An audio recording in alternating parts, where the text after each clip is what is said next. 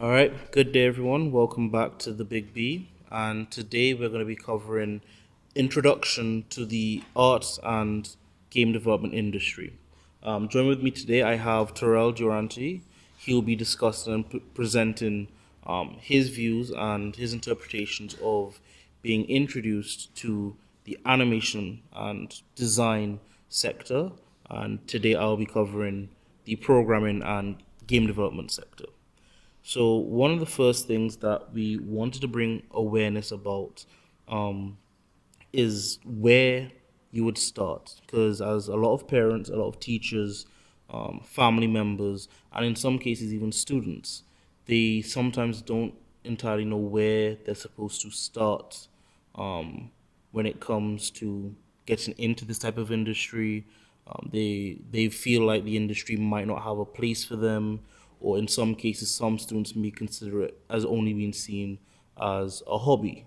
Do you have anything to add, or your personal perspectives on the matter, Terrell? Well, the thing about animation is that it's not like learning it is not like your traditional in school where you learn subject and so on. It's more of you developing a skill. Um, many parents who wondering where should their kids start.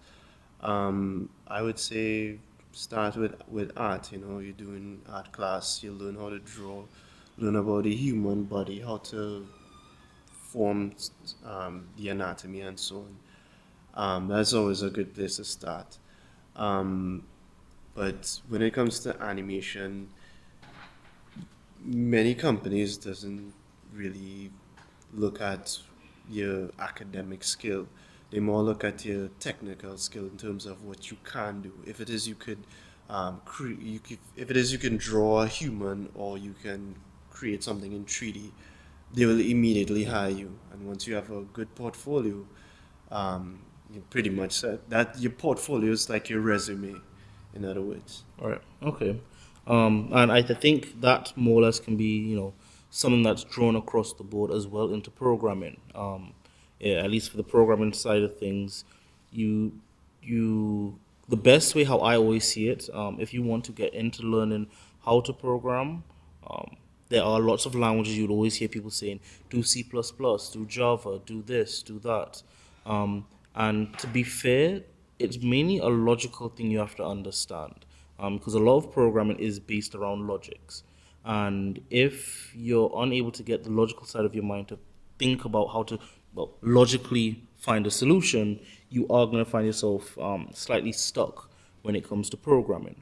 One of the ways in which I believe tends to be the best way to start off, it would always be web. I always tell people, if you want to learn programming, start doing some work with web development. It's a nice, easy language you could start off with, which is HTML and CSS.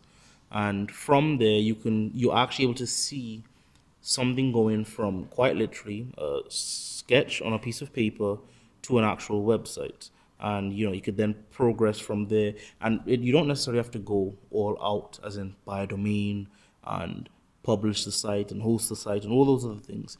Those are things that could always come after. But at least as the beginning and the starting ground, I would always say work with web, see how you feel with the language, and once you've got a general understanding of how the classes work, how methods work, how setting certain things up are, you could then progress and move on to some of the more advanced languages and so forth. And one of the other things I should since we're coming close to the 5 minute mark, would be our training opportunities. For any of you that are unaware, at Coded Arts we have partnered up with Kariri, and we currently host training camps, sometimes during summer, nearing the ending of summer or the beginning of the new school term, where we do introduction courses to, in one case, we do an introduction course to game development, introduction courses to animations, and lots of different interesting things. There's beginners for programming, and a few other things in between. So if you are interested, you can always check out the Query Facebook page. You could always check out our Facebook page, and see when we might be hosting certain events or when certain events will be taking place. So that will wrap up this week's episode of the Big B, and I hope you all enjoyed. And next week, we should have some more topics to cover. If anyone is concerned or have any questions they may ask, you can leave your questions in the comment section.